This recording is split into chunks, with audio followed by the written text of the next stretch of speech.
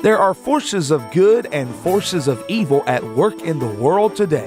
What are these forces? Who is responsible for the good? And who is responsible for the evil? Richard Shoff talks about current events which are rarely discussed by the mainstream media, events that affect us all. This program seeks to identify, to inform, and to equip the believer for what's ahead. Welcome to What in the World is Going On?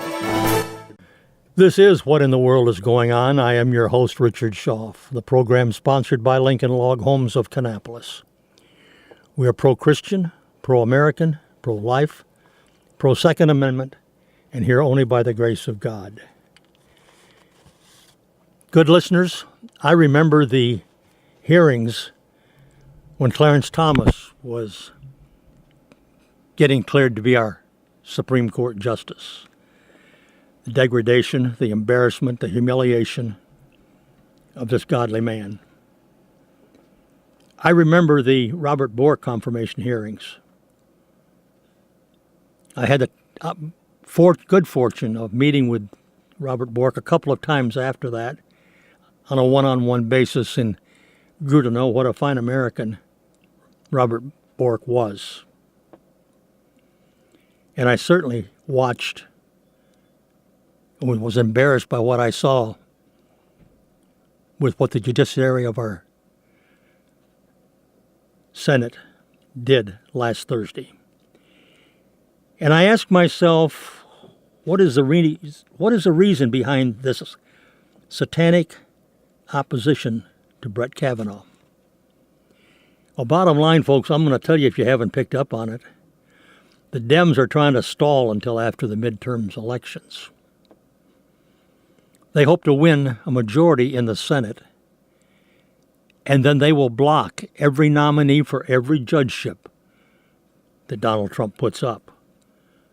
It's a devious stall. It's diabolical, my friends. Dianne Feinstein held the letter from July. That's right. She knew all about her case against Brett Kavanaugh. A Democrat operative and former White House official who's now an advisor to Brett Kavanaugh's accuser predicted a strategy to defeat the U.S. Supreme Court nominee months ago. Months ago, folks, back in July. Her name is Ricky Seidman, S-E-I-D-M-A-N. And she spoke about a plot to take down Kavanaugh in a conference call with the American Constitution Society back in July. And in that, she suggested a strategy that will emerge, her exact words, that would destroy the nomination of President Donald Trump's Supreme Court pick. It was all set up. It was staged. It was premeditated. Her quote, I do not think that over the coming days and weeks there will be a strategy that will emerge. I do think that over the coming days and weeks there will be a strategy that will emerge, and I think it's possible that strategy might ultimately defeat the nominee. A direct quote from Seidman in an audio that was recorded by the Republican National Committee's War Room. The timing of the call in the audio coincides with Ford's delivery of a letter to Democrat Senator Dianne Feinstein in July alleging the assault by Kavanaugh. Seidman also advised Anita Hill to testify against Supreme Court nominee Clarence Thomas back in '91. And she also had a long history of working with the Democrats. According to her bio, she took a leave of absence in 2008 to work for President Obama's general election campaign, serving as Vice President Joe Biden's communication director. In the spring and summer of 2009, she assisted the White House in the successful confirmation effort for President Obama's first nominee for the Supreme Court, Sonia Sotomayor. During the Clinton administration, she served as the White House Deputy Communications Director, Counselor to the Chief of Staff, and Director of Scheduling in Advance for the President, as well as later serving as Deputy Associate Attorney General in the Department of Justice. Seidman cut her teeth running attack ads against Robert Bork, a nomination that was eventually derailed. She then moved to Democrat Senator Ted Kennedy's office, where she was instrumental in convincing Anita Hill to go public with her claim that Clarence Thomas sexually harassed her. Democrats may deny there's a plot to destroy Kavanaugh's nomination and his reputation in the process, but the audio clip reveals the real strategy as Seidman is now advising Ford in the political smear campaign. This feels more like a Democrat super PAC than a legal effort to get at the truth, a senior Republican official told Politico. It's all set up, folks. It was staged. It was staged. They want to split the Supreme Court, where they will not be able to make a 5-4 decision until after the election of 2020. Can you imagine that? It's payback time. They're out to get them, and they don't care who or what they destroy. They will stop judicial appointments at all levels because they all take Senate approval. And there will not be a majority to vote them in, the ones Trump nominates, if the Dems get elected. That's where it's at, folks. That is where it's at. Let's look just a little bit at where we're at with Kavanaugh. I want to go back to the Thursday before the hearing, on Thursday. I want to go back before that to the Monday when he was being interviewed on Fox News by Martha McCullum. He said, and I'm going to go back to some of his quotes, "What I know is the truth, and the truth is I've never sexually assaulted anyone." He told this to Martha McCullum in a Fox interview Monday evening. I personally saw it. With his wife Ashley at his side, Kavanaugh sought to set the record straight and directly respond to the last minute, entirely scripted allegations of sexual misconduct that have threatened to derail his Supreme Court confirmation. His wife Ashley pointed out, quote, "I know Brett. I've known him for 17 years. He's decent, he's kind, he's good. I know his heart." These allegations are not consistent with Brett. Kavanaugh added, quote, "I want a fair process where I can defend my integrity, and I know I'm telling the truth. I know my lifelong record, and I'm not going to let false accusations drive me out of the process. I have faith in God, and I have faith in the fairness of the American people." Good listeners, we saw that on Thursday. I saw his presentation. Folks, that was from the heart. That was from the heart. Kavanaugh decided that he couldn't just sit back and allow the accusations against him to remain a nebulous she said, he said argument. While leftists actively attacked our judicial system with their presumption of guilt, Kavanaugh has essentially opened the door and invited his accusers to provide proof of the allegations. In their interview, this was back on Monday, Kavanaugh laid down 3 specific and important points that can be definitely proven false if they're not accurate. First, he said he was a virgin through high school and for many years after. Second, he said he never drank to the point of memory loss. By asserting this, Kavanaugh has removed for himself the defense of saying that he may have been too drunk to remember what happened. That's doubly effective given that both accusers admit drunkenness and foggy memories. The number one accuser can't remember how she got to the house, where it was, or how she left. But she can remember Kavanaugh was there. And third, he denies having gone to any parties in the area where his accuser said it took place. In fact, Kavanaugh has detailed calendars that later he presented to the Senate Judiciary Committee. That at least proves he was a careful and meticulous young fellow at the age of 17. Kavanaugh realized that he was going to have to fight for his good name and reputation, not only before the Judiciary Committee, but before the court of public opinion. He's not naive to the fact that, at least within the mainstream media, he's guilty until proven innocent. You know, sensationalism sells, doesn't it? The longer someone goes without responding directly to accusations, the more the public assumes that person is trying to avoid having to answer the allegations. Kavanaugh has done everyone a favor here, both by publicly responding to the allegations and offering specific details in refuting these accusations. We saw it. We saw it last Thursday, and he did a magnificent job. Something else I really was impressed with in those hearings Thursday, Lindsey Graham. Yeah, Lindsey really did a tremendous job. He jumped in the middle of the fire and turned things around. On Thursday, in case you didn't see it, he ripped the Senate Democrats' opposition to Brett Kavanaugh. He called their rollout on sexual assault allegations against him the most unethical scam I've seen in politics.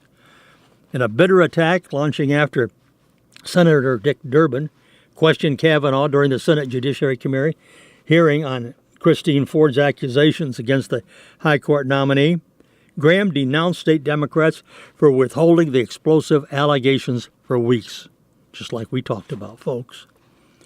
What you want to do is destroy this guy's life, hold this seat open, and hope you win in 2020, Graham said, adding, "Not me. I hope the American people can see through this sham." His quote, his exact words. I saw it, folks. It was so great.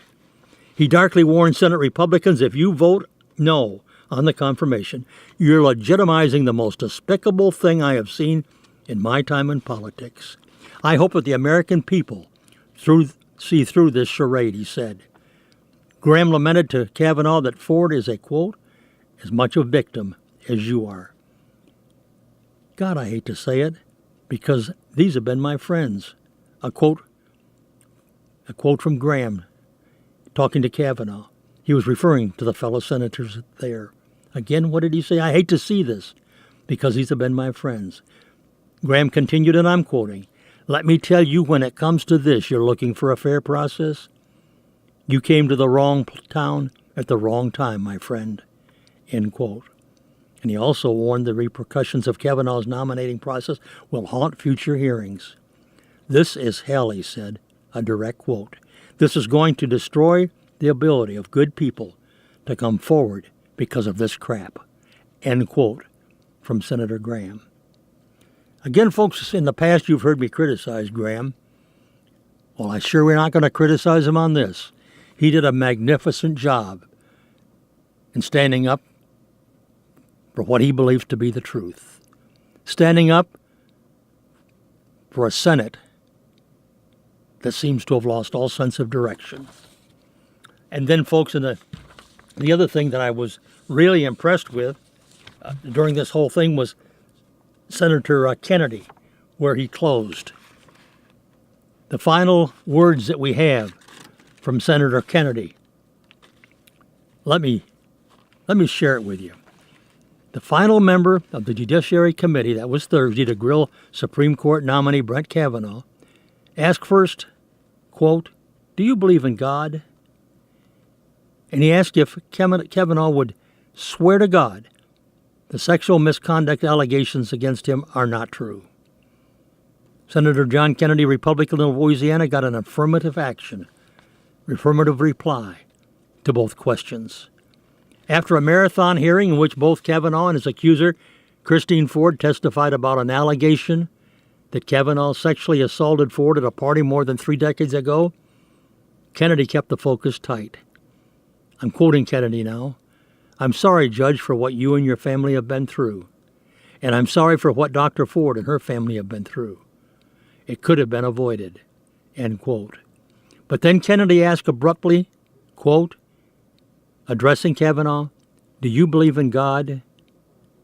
Kavanaugh replied, "I do." He then prompted Kavanaugh to, quote, "look me in the eye and refute the allegations of Ford, as well as 2 other women, Deborah Ramirez and Julie Sweetnick, who incidentally did not testify. None of these allegations are true. No doubt in your mind, not even a scintilla?" Questions asked by Kennedy.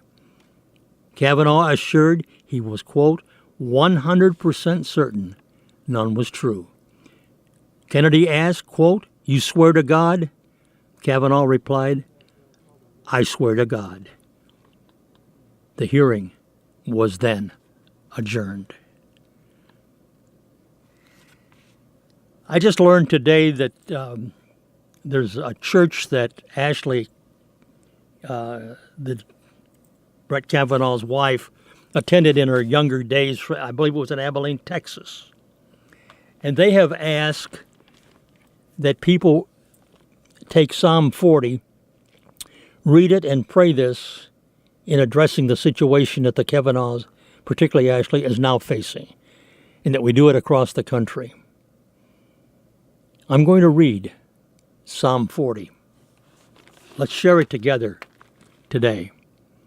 I waited patiently for the Lord, and he inclined unto me and heard my cry. He brought me up also out of a horrible pit, out of the miry clay, and set my feet upon a rock, and established my goings. And he hath put a new song in my mouth, even praise unto our God. Many shall see it, and fear, and shall trust in the Lord. Blessed is that man that maketh the Lord his trust, and respecteth not the proud, nor such as turn aside to lies. Many, O Lord my God, are thy wonderful works, which hast been done, and thy thoughts, which are to usward. They cannot be reckoned up in order unto thee. If I would declare and speak of them, they are more than can be numbered. Sacrifice and offering thou didst not desire. Mine ears hast thou opened.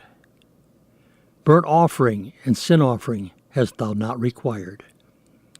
Then said I, Lo, I come. In the volume of the book it is written of me. I delight to do thy will, O my God. Yea, thy law is within my heart. I have preached righteousness in the great congregation. Lo, I have not refrained my lips, O Lord, thou knowest. I have not hid my righteousness within my heart.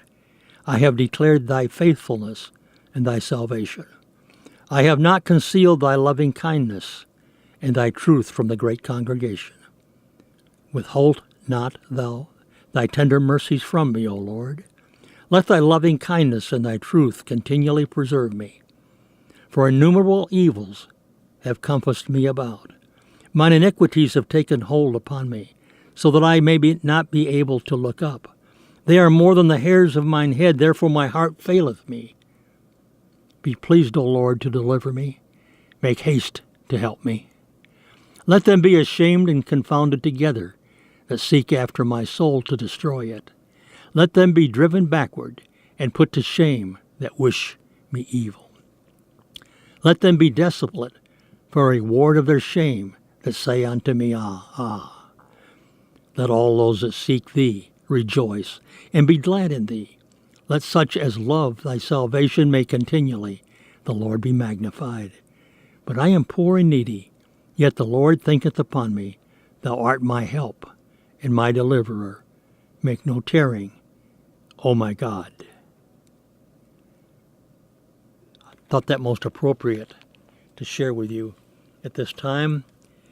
And folks, I'm going to lead us now in a prayer for Brett Kavanaugh, for our country, for our Senate, for our America. Lord, you know the heart of this man. You know the actions. We ask for divine intervention. We know of the opposition that's been brought against him. And we at least think we know the meaning behind it. But Lord, we know the powers that you have. And we know you hear the prayers of God's people. And you watch over your children in their hours of need. And it's in that light I come to you even now, Lord, praying your blessing and your comforting and your direction. This man, who I believe to be a man of God,